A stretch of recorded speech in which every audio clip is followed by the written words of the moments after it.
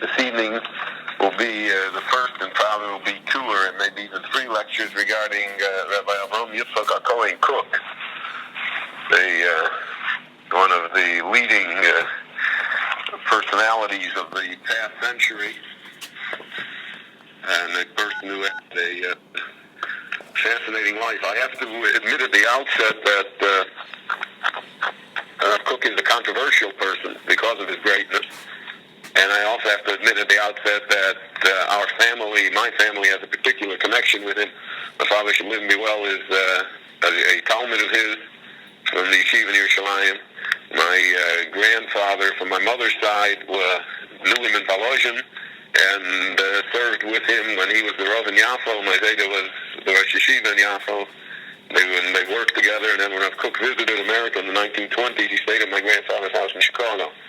Also, my wife's grandfather was the Rav in a neighboring small village in Lithuania. He was the Rav in Vashki, and Kook was the Rav in Zoimel, and it was about 15, 18 kilometers from each other.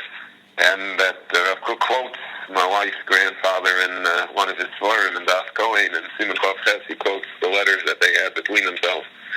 So there's a certain personal connection here. Also, there's a viewpoint regarding the man and perhaps certain insights and incidents that I can't prove it. I don't have the source material to prove that these insights are correct, but these are insights that I have heard from people who knew him intimately and who knew him in many different stages of his life and his career. And therefore I feel them to be valid, and I'll take the liberty of expressing them and of treating them as valid as I'm certain it is. All my lectures contain only true facts. That some of them can be proven and some have to be accepted on faith.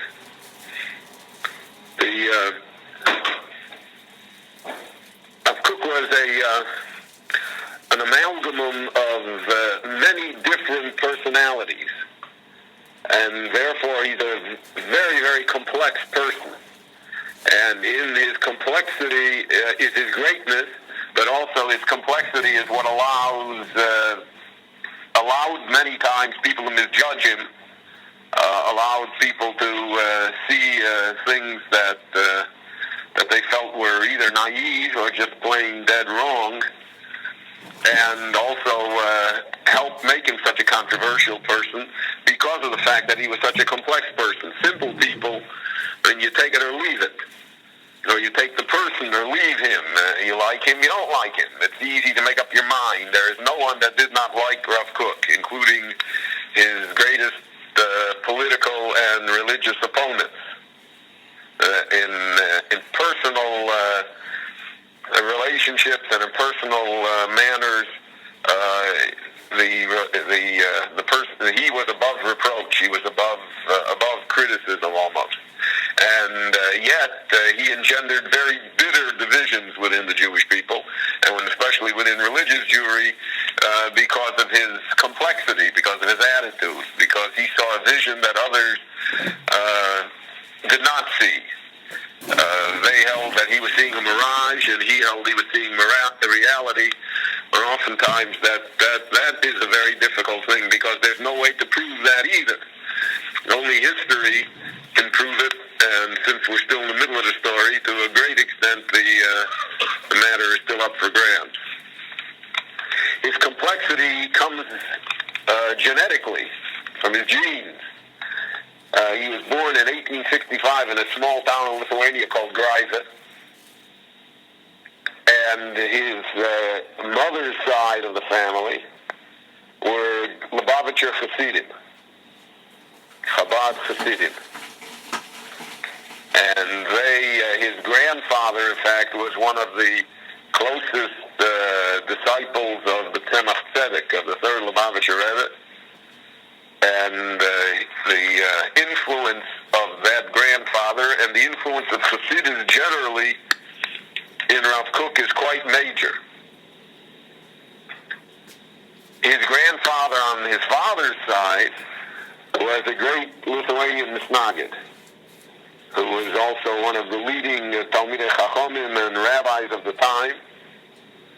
And this young boy combined in his soul both streams. And that takes a complex person to do. And to him, it was not a contradiction. So, for instance, we'll see that Rav Hutner, Zechron Livracha, the Rosh Yeshiva of Yeshiva Rabbeinu Chaim Berlin, and one of the leading Torah Mechanchim of our century, who was a Talmud of Rav Kook, studied under Rav Kook in Yerushalayim for a number of years, and who inculcated in his own great works of philosophy and ethics many of the ideas of Rav Kook. In fact, to a certain extent, refined them to make them relevant to America. He said that Rav Kook was, in his words, Ish Hagra, the man of the Gaon of Vilna. And on the other hand, almost all the Hasidic Rebbeim found in him a kindred spirit, a kindred soul. And his mysticism and his Weltanschauung and his attitude towards the physical, which he saw purely in terms of the spiritual, made his philosophy and his viewpoint very close to Hasidus. And his personal behavior was Hasidic in nature. So you had, again, this contradiction reconciled in one person. That you had the Gaon of Vilna and the descendants of the Baal HaTanya wrapped into one. Something which has not been easily accomplished and not emulated since, I would say. And unfortunately for the Jewish people, a great deal of the dispute still exists today. And in Rav Kook, we saw an amalgamation. We saw the ability to synthesize what, at first blush, are two differing viewpoints of Judaism, two different viewpoints of the world, the two differing understandings of the nature of man. In this small town of Greiva, you have to understand that in Lithuania, as in other parts of Europe, if you were born in a small town at that period of time, you were likely to remain there your entire life. And that the educational facilities of small towns were naturally inferior to the educational facilities of greater communities. A small town may have had a very fine rabbi, the Talmud Chacham, but eventually that rabbi would leave for a greater position and a greater community, and the rabbi was really the one that was responsible for education in the community. But Rav Kook's father, and by the way, the name Kook is not their original name. The original name was Katz, as befits a Kohen. Rav Kook was a Kohen. Katz is Chos Tzaddik, which stands for Kohen Tzedek. Righteous Kohen, correct Kohen. And it was a Katz, Kaplan, Kahan, Kahana, Kagan. All of those were names of Kahanim, especially in Eastern Europe. But because of the Russian Tsar's decree drafting Jewish young boys in the army, everybody had many different last names. And they changed their name from Katz to Kook. Kook is Kuf Vov Kook. I'm sorry, we'll get it straight yet. Kuf Vov Kuf. And Kook, he often remarked, it was an acronym for Kodshim, for Kodesh, V'Kodshim, things that are holy, referring to the holiness of the Beit HaMikdash. Sometimes he would say it was an acronym for Kodesh V'Kodoshim, right? Holiness and super holiness. But in any event, that was the origin of the name, and the name has become a famous name.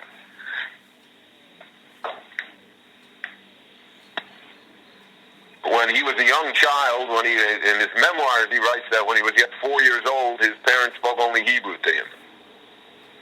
So he developed in the Hebrew language. He was a tremendous Hebraist, poet, master of language.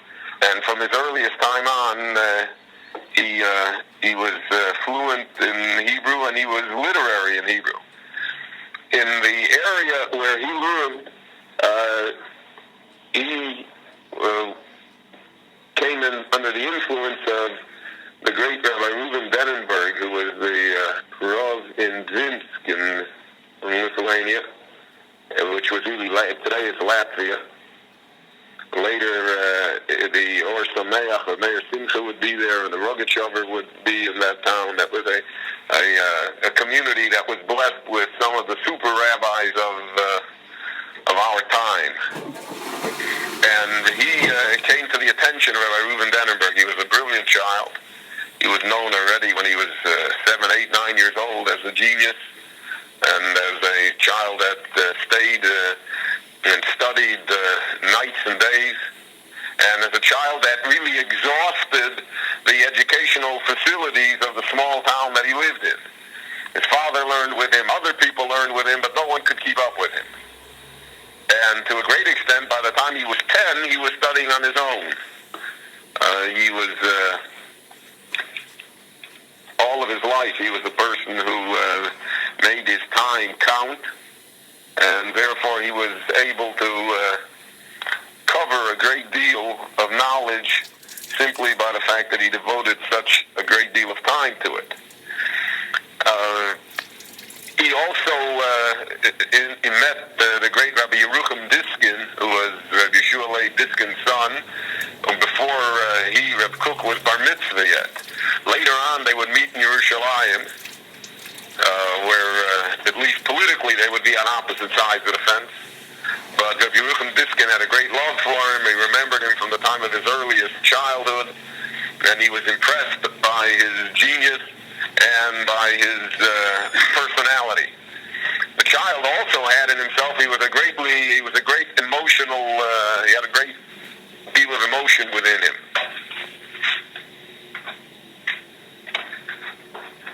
Rav Kook was very emotional. He was given to tears. His heart was always pinned on his sleeve. Extremely sensitive. All the great requirements to be a rabbi. And we'll see that all of his life, this reflected in his behavior and in his attitudes. And many of the things that happened to him must have pained him terribly, because he was not thick-skinned. He never had that quality. He also had a streak of almost childlike wonder and naivete to him, which he retained to the end of his days. When he was already in his 70s, he retained that quality. And that's an interesting thing, because in Jewish life that is not seen as a negative, that's seen as a positive. To be able to remain childlike. And he had an enormous wellspring of faith and of belief and of a mystic quality of his view of the world.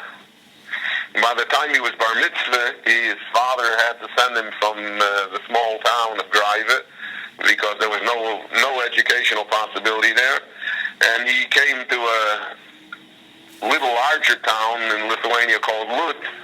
And the great thing about Lutz was that it had a rabbi who later would be the famous Rabbi Ponevezh, who later would become the Rav of Ponevezh, but now he was still in Lutz. Rabbi Yitzchak Rabinowitz was his name.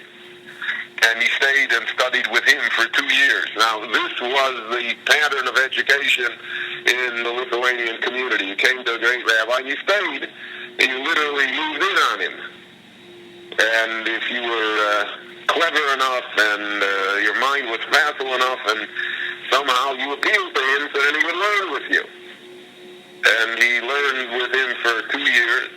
Then he moved on to the town of Smargon, which already was a larger community in Lithuania. And there was Reb Chaim Avraham Shapiro, who was related to the Netziv of Volozhin through marriage. The Netziv's son-in-law was Reb Raphael Shapiro. And the Smargon was a famous large community. And there he studied with him. This made him about 16 years old. And when he was 16 years old, he did things that were different from the ordinary great Talmudic scholar of the time. For instance, he wrote a play. Now, writing a play, any 16-year-old that writes a play, I mean, that's a little strange. And for a 16-year-old Talmudic scholar, an Elite, to write a play is doubly strange. And he wrote a play, and he actually wanted to have it produced. Copies of the play are still extant. It's never been produced, and it probably is not much of a play in terms of a play. But in it, he had the plot of the play revolves about the Jewish people and the land of Israel, and all the characters in the play are animals discussing this matter. He didn't want to put humans into it, and this play, he thought very highly of it. He also began to write poetry. All of his life he wrote poetry. There's some very beautiful Hebrew poetry from him. And all of his life he wrote poetry. And as an expression, again, of the sensitive soul that I mentioned to you before, he found in poetry the outlet for his sensitivities. He found in poetry a way to express himself, to be overly sentimental, if I can say that, without having to take the heat for it.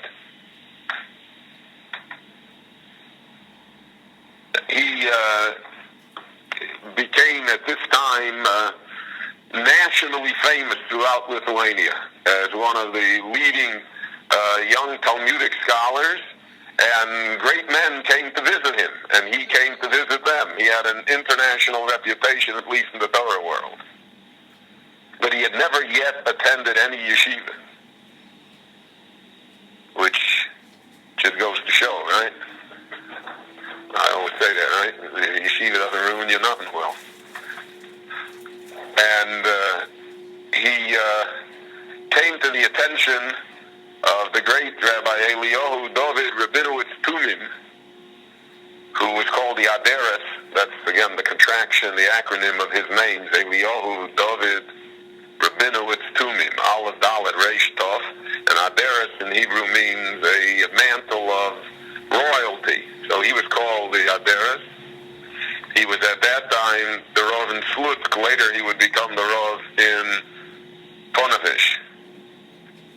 And from Ponevezh he would move to become the Rav in Yerushalayim. This personality, Rabbi Rabinowitz Tumim, is really one of the most extraordinary personalities in the last 100 years. We have an autobiography of his, an autobiography that he wrote, which itself is interesting, right? Rabbis don't usually write autobiographies, or if they do, they don't publish them. And in the autobiography, he described what a difficult life it was for the Rabbonim, how difficult it was to survive physically and spiritually at this time. To realize that at this time, the winds of Haskalah were just raging through Eastern Europe. And the hold of the rabbis on their communities was very tenuous. And there was open rebellion. And the rabbis really were not independent. They were in the hands of the Balabatim. They were in the hands of the Gaboim of the community. And we always like to imagine the good old days, right? Well, the good old days are like the bad nowadays. And he writes there, for instance, that one of the most fascinating things, aside, that his salary, the Balabatim had promised him a raise, and they reneged. They didn't pay him the raise, something which is not unknown in rabbinical annals. Not only that, but they owed him 16 weeks of salary. To the extent that he said there was no food in the house and there was no coal for the furnace. And he said that everybody in the house was sick. And in spite of all of his entreaties to the Balabatim, they refused to come up with the money.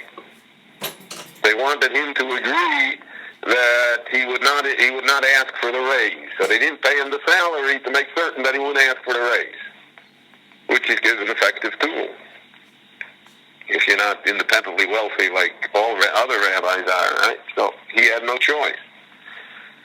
So he retaliated. What did he do? He refused to answer any halachic questions in town. He refused to paskin any shilas. And that can be severe.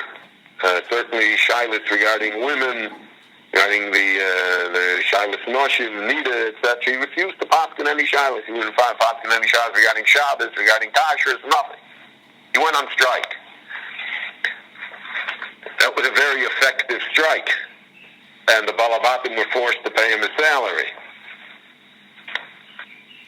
He felt badly about it. I'm telling you this from his autobiography. They have a picture of the person. He felt badly that he was forced to employ such methods. So he wrote to Rabbi Yochanan, who was the great Rav of Kovna, and who was the leader of Lithuanian Jewry, really the leader of world Jewry. He wrote to him and he told him the story, that they owed him 16 weeks, and that he couldn't take it anymore, and that he refused to paskin, refused to answer any halachic questions, and they succumbed. But he said now his conscience troubles him, maybe a rabbi's not supposed to behave like that. And what should he do to make it up to them? So Rabbi Yochanan answered him, he said, don't do anything. He said, it happened to me also when I was in this town, and I also did the same thing. I went on strike. He said, it's the only way they understand. That's an insight into the times, right? Into the world. Not the nostalgia, not the pap that we always are fed, where the rabbi could do no wrong and the Balabatim would succumb to his every wish. That has never happened, not from the time of Moses till today. But this great person, I'll tell you another insight about him, because I think these are all very valuable, because he had a tremendous influence on Rav Kook's life. He would become Rav Kook's father-in-law. He was offered, when he was the Rav in Ponevezh, he was then offered, Rav Shmuel Salant, who was the Rav in Yerushalayim, was very aged, was in his 90s. And for a number of times already, he had searched for someone to be his successor as the Rav of Yerushalayim, that he should come now and become the Rav now. So then the position was offered to the Aderes, to Rabbi Rabinowitz, that he should come. And he accepted. And he wrote the following letter. Again, it appears in his autobiography. He said, I know full well that when you go to a community that has a senior rabbi, and the senior rabbi is still there in the position of power. So even though no matter how deferential you will be, and no matter how careful you will be not to in any way impinge upon the honor and impinge upon the customary perks, let us say, of the senior rabbi, it is impossible that he will not at some time or other feel a pang of pain because you're there. Not because of you, but because that's human nature. So he said, and because of that, many times a person can be punished. Because he causes tsar, he causes pain to someone else, especially to a great rabbi, to a great person. But he said, Yerushalayim and Eretz Yisrael are so beloved to me that I'm willing to give up, and his words were prophetic. He said, I'm willing to give up years of my life in order to be able to live in Yerushalayim. And he moved there, and as God had it, he died before Reb Shmuel Salant died. The senior rabbi outlived him. His words of prophecy, unfortunately, were unerringly accurate. But that's a picture of the person, of the sensitivities of the person, and of the love of Eretz Yisrael that existed within him.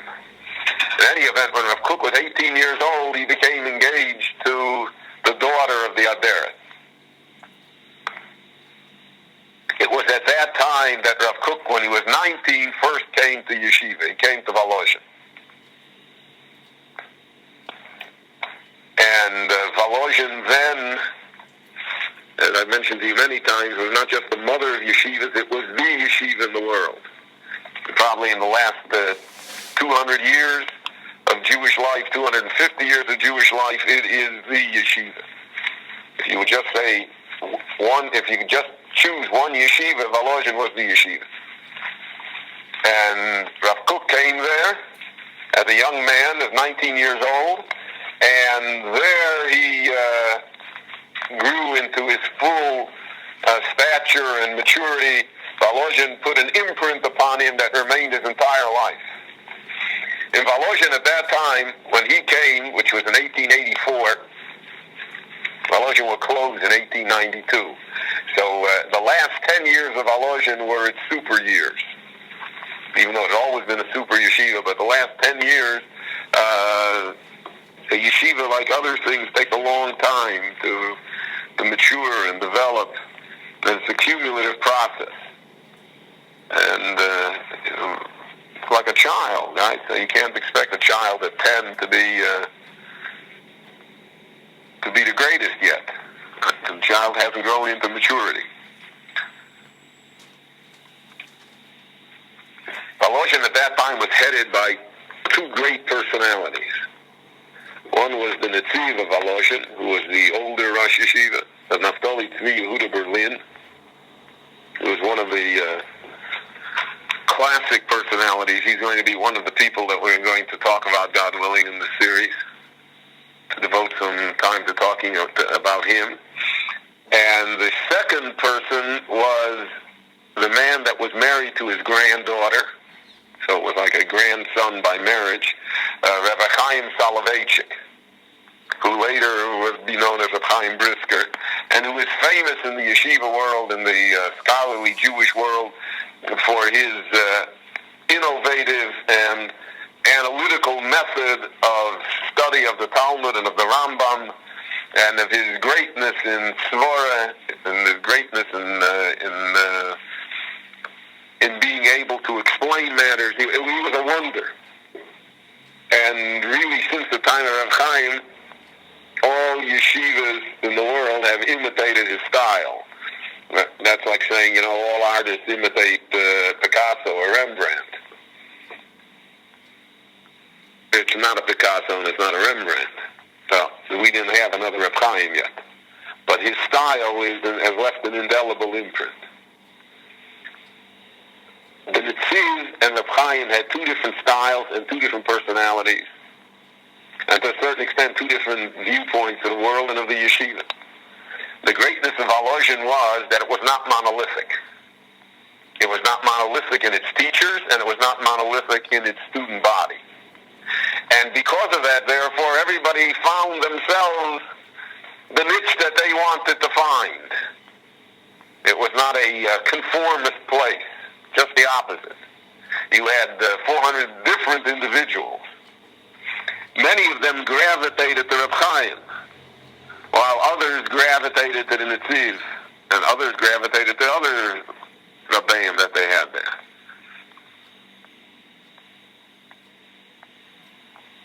Reb Chaim looked for good heads, naturally, because his method of learning was based on really supreme intelligence.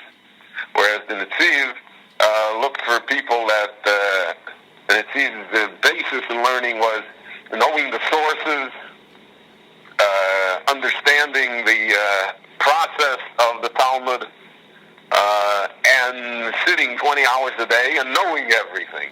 And through the knowledge, one would gain the insight. Whereas Reb Chaim's method was that the insight came, you have to look on the page to get the insight.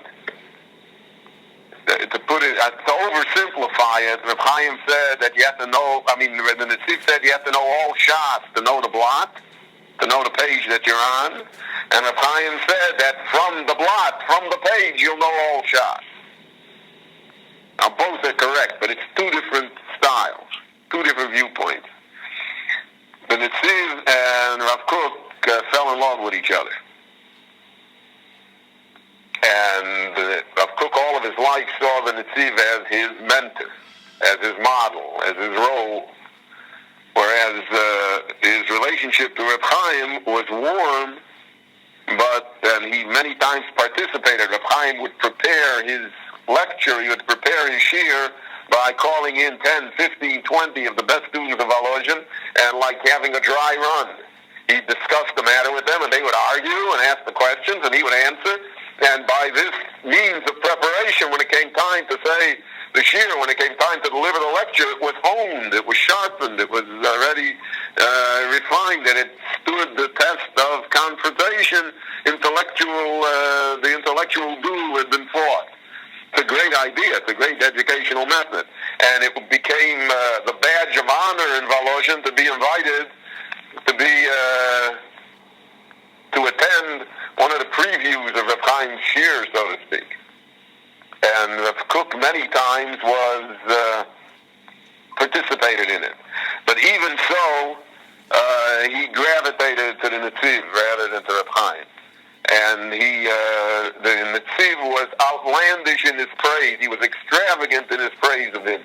We find things that the Netziv said about him that he said almost about no other student that Volozhin ever had.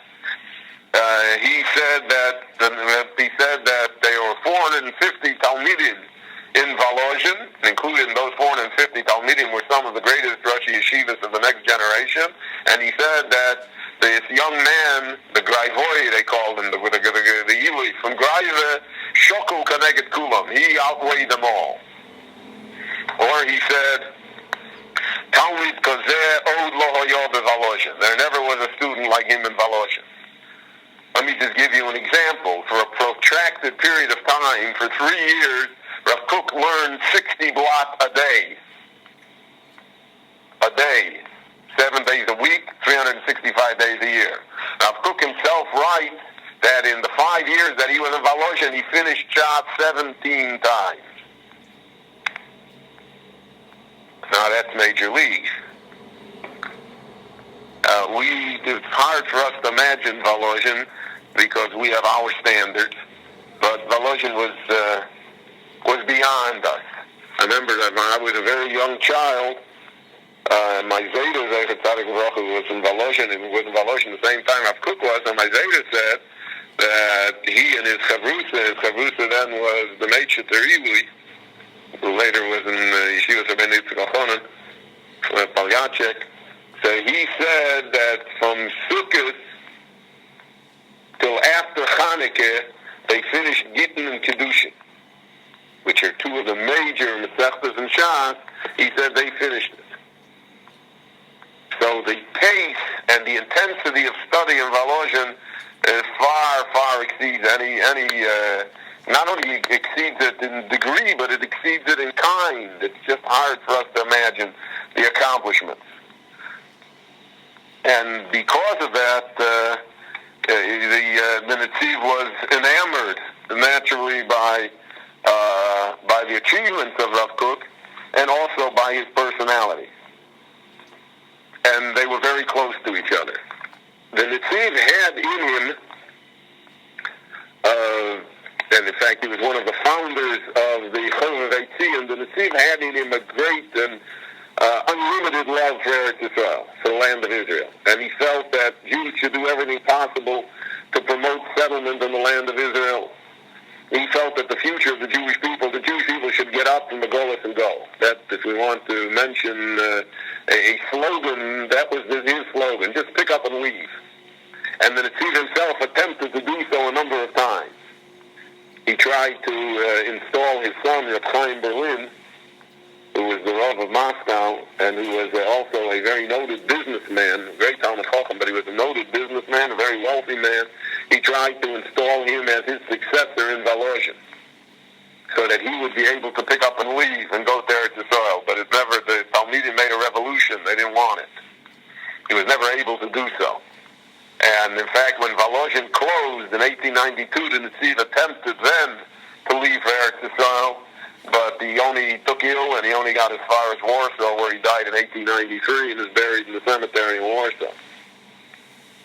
But Eretz Yisrael was at the top of his list. And he reinforced the ideas of Eretz Yisrael that existed within Rav Kook. He gave them structure. He really implanted in him that vision, that dream, that the Jewish people have to work to go to Eretz Yisrael. That was in his words, the Tzav HaSha'ah, the time, the announcement of the time, the commandment of the time. That's what the time demanded. Now, in Volozhin, there was a secret Zionist society called Nes Ziona, the flag of Zion. Now this preceded the official Zionist movement. In Volozhin, there were a few secret societies. There was even a revolutionary communist net in Volozhin also, a cell. Because Volozhin attracted, as I mentioned before, brilliant people, different people, nonconformist people, and it was the only ball game in town. You couldn't, you couldn't go to the university, you couldn't go anywhere else. If you had a good mind and you wanted to use the mind, then that's where you had to go. And it was a time of turmoil, a time of revolution. 1881, the Tsar was assassinated by anarchists. The socialists were very active. It was preparatory to what would later be the revolution of 1905, eventually culminating in the Russian Revolution of 1917. So this 30-year period of ferment was the backdrop to Volozhin. And therefore, this movement, Nes Ziona, had struck deep roots. Bialik and others were members of it. But Nes Ziona, even though it was religious and it was within the confines of the yeshiva, was basically secular. It saw a secular Jewish nationalism as being the redemptive force within the Jewish people. And later, Zionism would adopt that viewpoint, that secular nationalism alone would be sufficient to create the Jewish state and maintain it and to maintain the Jewish people. And that was, in essence, the problem. That was, in essence, the confrontation here between the ideas of the yeshiva and the ideas of this Nes Ziona. The organizers and the people who were in charge of this cell within the yeshiva put a great deal of effort in attempting to attract Rav Kook to become one of their members. Not only because of the fact that he was such an outstanding student and that he would lend prestige and strength to the organization, but perhaps even more importantly, they felt that his talents were so enormous that if he became a member and he worked at it, that they would be able, in their eyes at least, to take over the entire yeshiva and from the yeshiva to expand and make it a national movement. Now, Kook resisted their blandishment. He smelled out the basic problem here, that secular nationalism was not going to be the solution to the Jewish problem. Even though he was a very young man at this time, he opposed all of his life the ideas of secular nationalism within the Jewish people. He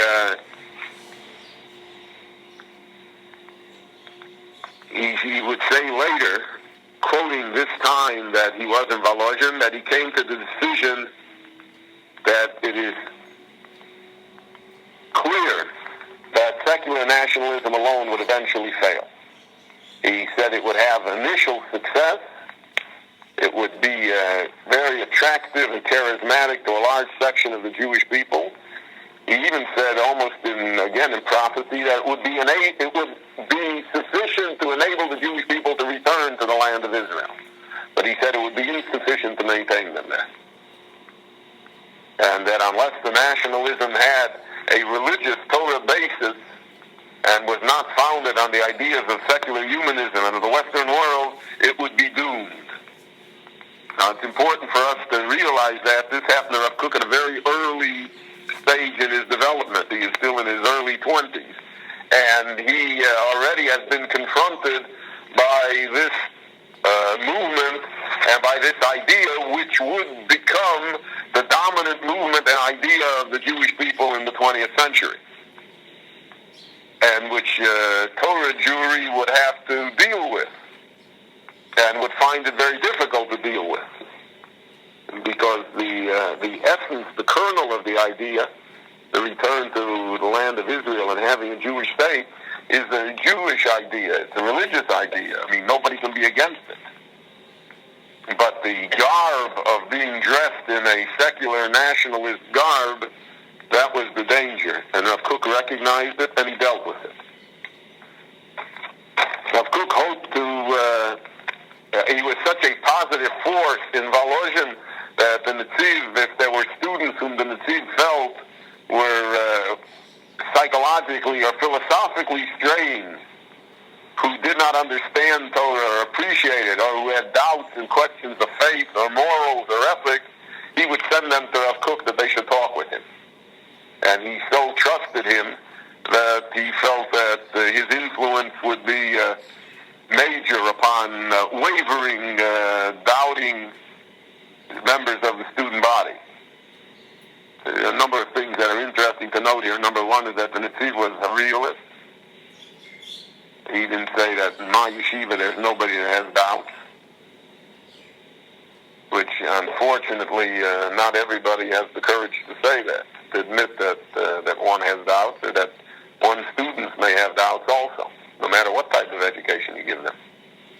And secondly, the greatness of the Netziv was that he felt that Rav Kook could speak to them better than he could. Because Rav Kook was in his 20s and the Netziv was almost 70. And Rav Kook had in himself charismatic qualities that the Netziv recognized, and the Netziv felt that perhaps he did not have those same charismatic qualities, and that many times could make the difference between success and failure.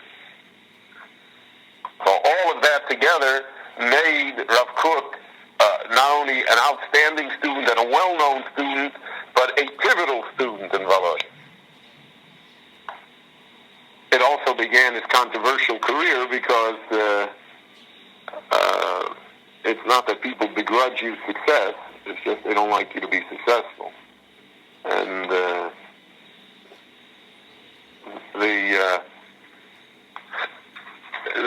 role that he achieved in Volozhin made other people less charitable towards him, less sanguine towards him, and later on in life, many of his detractors would come from that background, and to a certain extent had a score to settle, which is always a human complication, but one that exists.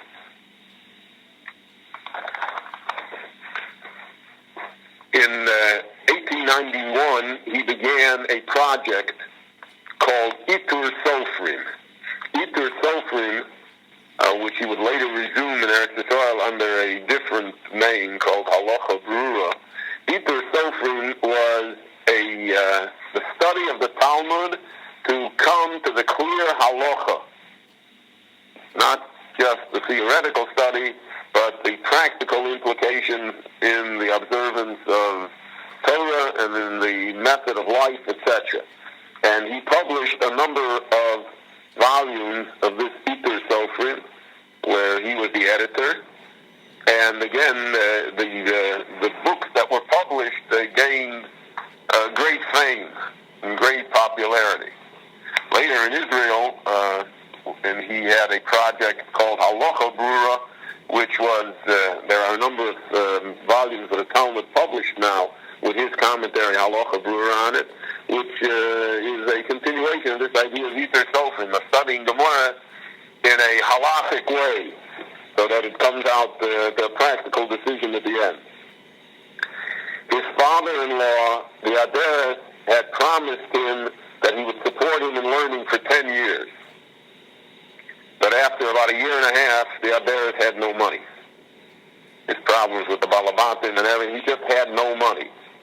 And Rav Kook, who had this great, gentle, sensitive soul, saw that his father-in-law was being destroyed by the obligation that he had taken upon himself.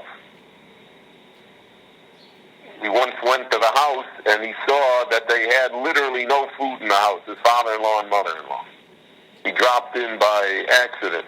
So they told him the whole story, that somebody came and they had to give him all the food, and that in an hour somebody's coming with new food, but he understood already. He saw that in order for his wife and for himself to be supported by his in-laws, that it literally meant starvation for his in-laws. Now, I cannot tell you what, no one would believe that the Rova Ponevezh, which was the second largest Jewish community in Lithuania, and one of the leading rabbinic positions in the world, would not have money for food, or would not have money to minimally support his son-in-law, etc. But those are the facts. There are a lot of surprises that about the ancient world, and a lot of surprises about today's world that would also impress people.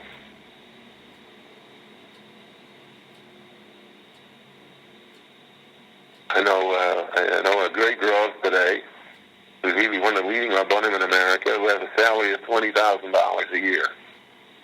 From a congregation that can afford to give him 3 or 4 times as much. And he has a cousin who is a rabbi in a very large congregation who is not 1/8 of him, and who has a salary of over $100,000 a year. So it just, in the Jewish world, as in the world generally, not the race is not always to the swift. Now, what happened was that he saw that his father-in-law didn't have money, so he decided that he would be forced to leave the yeshiva and leave his studies and to earn a living by himself.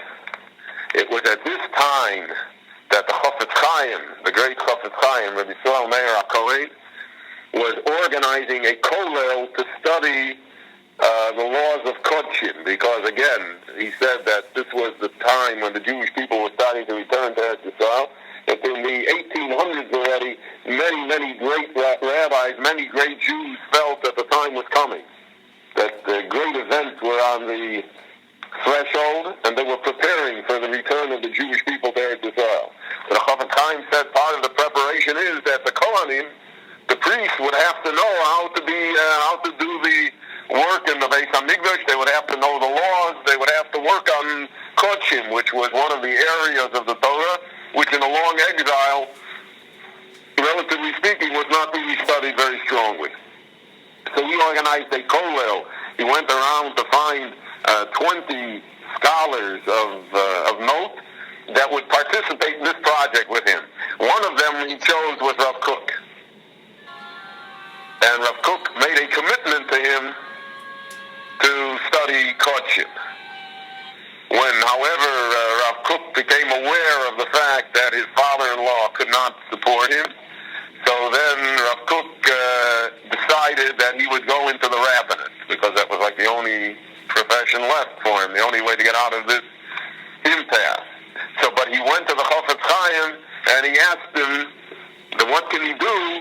He had already promised the Chafetz Chaim that he was going to study kodshim, and now if he wanted to go in the rabbinate, so he felt that for a certain period of time at least he had to devote himself to pre-rabbinic studies, so to speak, the poskim and other things, so he'd be able. The Chafetz Chaim not only released him from his pledge, the Chafetz Chaim encouraged him. And the Chafetz Chaim wrote a letter to his father-in-law telling him what a great son-in-law he had, and that he should make certain that he goes into the Rabbanim. And in 1888, Rav Kook became the Rav in a little town called Zermel. Now, Zermel was a religious town. There wasn't much Haskalah in the town. It was an old Litvische shtetl with the great kinds of Jews who lived there. And Rav Kook, however, was a very strong Rav, a gentle personality and a very strong Rav. I'll tell you 2 anecdotes to illustrate what I'm talking about. Rav Kook wanted to build a mikveh. The mikveh in Zoimel was pretty shabby and run down, and it had halachic problems. Mikveh, as one knows, is one of the most important, if not the most important, family institution in Jewish life. Without it, no Jewish life is possible. The Malabatim had a meeting, and they said, we can't afford a mikveh, right? That's what else the Malabatim say. There's nothing that the Balabatim could ever afford. Where's the money, Rabbi? That once you ask that question, so then the conversation is over. So Rav Kook went Shabbos, and he took everybody, so they had the tallers, and they put the towels in the taller zekel, and they had benches like we have benches, they put it into their extender. Rav Kook came early from Mincha, and he took everybody's towels away. And he kept it as a mashkin. He kept it as collateral. And to get your talis back, you have to bring your contribution for the mikveh. Before next Shabbos, everybody in town paid up. Now that's an appeal, right? Because no one wanted the public shame that they would come Shabbos to shul, they wouldn't have a talis to wear. Everybody would say, he doesn't have a talis to wear because he don't want to contribute to the mikveh. They built the mikveh. That's being a rabbi. That's taking the matter in your own hands. There's a second famous story about it. In Europe, there was a custom thing about reintroducing it, but there was a custom in Europe that in winter that rabbis used to slap Balabatim. They would slap them on certain issues. So there was once in Zormel, there was a young man in his early 20s, and Rav Kook, I'll discuss in the next lecture, Rav Kook had almost a fetish, he had an obsession that the tefillin shel should be worn correctly, in the correct place, not too low, but in the correct place. He wrote a sefer called Chavesh Pe'er, just on that subject, on where the tefillin shel should be worn. So he used to walk around the minyan and fixing everybody's tefillin. So, everybody knows you got to put every rabbi has nothing, he has his own nuttiness, so do it for him. But this young guy resented it. So Rav Kook once fixed his film for him, and he pushed him away. So Rav Kook slapped him. Now, when the Rav slapped you, you were through in town. Because that was like the supreme embarrassment. So you had to ask public mechila, etc. And this young guy couldn't take it, so he got up and he left town. And that was the end of the story. Nobody ever heard from him. Rav Kook came to the United States in 1924 to collect money for the Vada Yeshiva. He was with Moshe Mordechai Epstein and Mayor Don Klodsky. They're all in Varsha. They came together. They made a big reception for them in the Waldorf Astoria in New York, in Manhattan. People came and they brought money. Some man came and he brought a sizable amount of money, a large amount of money. And he shook hands with Rav Kook and he said, "Do you recognize me? Rebbe, do you remember me?" He said, "No, I don't remember you." He said, "You don't remember me?" He said, "You gave me a slap 50 years ago. You don't remember me?" He said, "No, I remember you." He said, "I came to thank you for slapping me." He said, "You slapped me. I had to leave town because of embarrassment. I came to America. I became a millionaire. Right there, and I brought you now, what I know, $1,000, $5,000, whatever it is, but I came to thank you for slapping me." And he kissed his hand. But that's an example of Rav Kook and the Rabbonis, right? And to slap a balabos for anything. And he was, in the gentle, sensitive personality, there was a person of iron. And then what do they say, an iron fist and a velvet glove. And he had that quality. Without that quality, he would not have been able to withstand what the rest of the story and Eretz Yisrael and everything else. But that was his viewpoint of life. That was his viewpoint of the Rabbonis. That certainly was the way that he behaved in a public manner. He was soft as putty. He gave away everything that he had. And the poor and the downtrodden and the defenseless, he was their harbor, their anchor. But when it came to matters that he was not willing to compromise about, so then there was no room for compromise. And there was nothing that he would not do within the limits of his power to see to it that his viewpoint would prevail and what he felt was necessary for the leadership of the Jewish community. Well, Kook arrived in Yafo in 1904. And that really is the beginning of his career in Eretz Yisrael, and really the beginning of his international career and his historic career. At that time, in the early 1900s, Yafo was a major city with a very large Arab population and with a relatively small Jewish population, approximately 9,000 Jews. It was before even the city of Tel Aviv was founded. What happened was that the Jews from Yafo eventually decided to move from Yafo and form an all-Jewish city to the north of Yafo, which later became the great metropolis of Tel Aviv.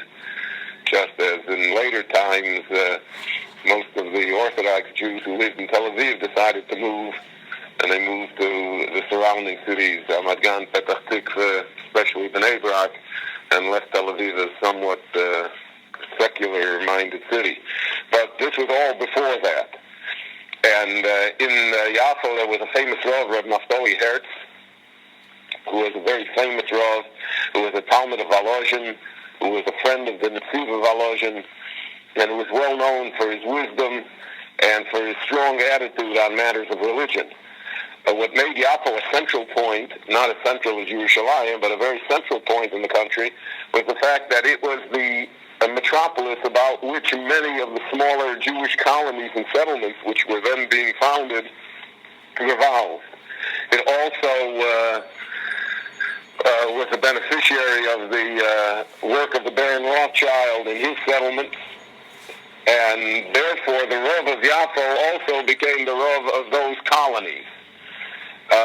It's a matter of Kook's style, and we can already see his direction in life, that he saw the colonies equal, if not more important, to the Rabbonos in Yaffo.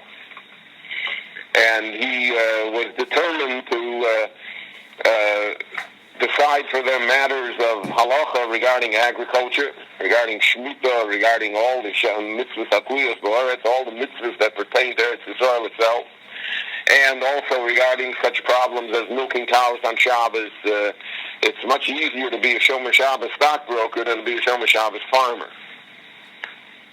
Probably more remunerative as well, but that's a different discussion, at times at least. But the pressures in the Jewish agricultural societies were very severe. And in fact, a great many of the agricultural societies were founded by secular Jews, by socialist Jews. It was part of the new Zionist mystique to create the new Jew, as I will mention to you in a few moments. And Rav Kook, therefore, spent a great deal of effort to try and, in a practical as well as in a spiritual sense, become the rabbi of the colonies. In that respect, he differed from his predecessor. And that was generally his attitude. A very strange, I don't want to be misunderstood, but it's very strange. Rav Kook saw himself always as a universal Rav, not the Rav for the religious people alone, and not the Rav for the people who agreed with him, and not for the Rav even for the people who, so to speak, supported him, paid him. He wasn't only the Rav in his kehillah. He saw himself as a Rav for everyone. And everyone included literally everyone that was Jewish, even those that didn't want a rabbi, even those that were opposed to the idea of a rabbi or opposed to ideas of religion. And Rav Kook, in that respect, was almost unique, not in the fact that he wanted to go out to the people, but that he had the courage to be able to deal with them, and he had the inner self-confidence that he was their Rav, even though ein melech below him. You cannot be a king without a people. You can't be a general without an army. You cannot be a rabbi without people who somehow subscribe to you as being a rabbi. And yet he was able to create that aura amongst a largely non-religious, if not anti-religious element, that he was going to be their rabbi. And that was one of his major achievements in his time at Yaffo. We also see in Rav Kook's Rabbonos in Yaffo other harbingers of his later career. In Yaffo, there existed, in the time of his predecessor, Naftali Hertz, there existed two separate kehillas, Chassidim and Misnagdim. And the Chassidim were mainly Chabad Chassidim, though there were others as well. But the main Hasidic movement in Yaffo were Chassidim of Chabad, of Lubavitch. They had their own separate Shtita, and they had their own separate Bezdin. They were a separate Kehillah all unto themselves. And the Misnagdim, who were the majority, had their Kehillah all unto themselves. And the interesting thing about the Misnagdim were that they were very happy to be separate from the Chassidim. And the Chassidim were very happy to be separate from the Misnagdim. There is no joy amongst Jewish people equal to separation. To have some place that I don't go, to have somebody that I don't have to listen to have other Jews with whom I don't have to associate. And therefore, Rav Kook came to this situation. There were two separate kehillas. Yaffo, as I mentioned, was not the largest Jewish metropolis in the world to begin with. It was besieged by Arabs on all sides. I know my mother, Shalom, used to always tell me stories from her remembrances of Eretz Yisrael and of Yaffo and of the beach, and it was very, very scary for Jews. It was you were at the mercy of every Arab vagrant and wild man, and there was no Turkish police that enforced any order. And the Jews economically were very depressed. And so if you take this small, beleaguered community, and then the secularists have nothing to do with the rabbi, right, with the kehillah, with religious life. So you take them out of it, right? So now you're left with a handful from a handful. And then that handful separates into two different kehilas, and they don't eat from each other's shita, and they don't recognize each other. So then, it's a familiar scenario, unfortunately, but it is a disastrous one. And Rav Kook was able, over and above the objections of both camps, to unite them in one kehillah that he was the Rav over. And Rav Kook was all of his life a peace-loving, gentle, quiet, pious, mystical person.